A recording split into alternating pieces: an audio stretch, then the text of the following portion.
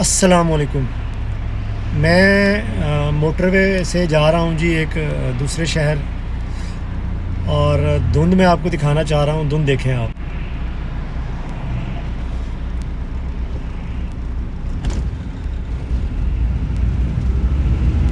और रश भी आपके सामने है और धुंध भी आपके सामने है।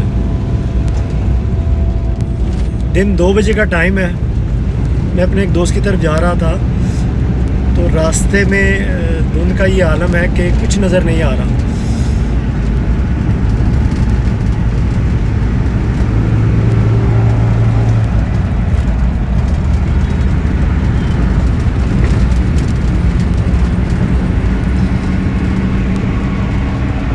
कि मेरे आप बाएं, मेरे सामने, मेरे दाएं आप देख सकते हैं।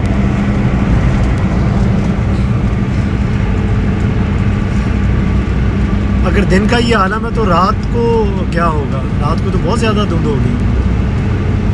तमाम दोस्तों से कहूँगा कि सेफ रहें, घर पर ही रहें। बहुत ज़रूरी काम है तो निकलें। अल्लाह पाक हम सब की हिफाजत फरमाए।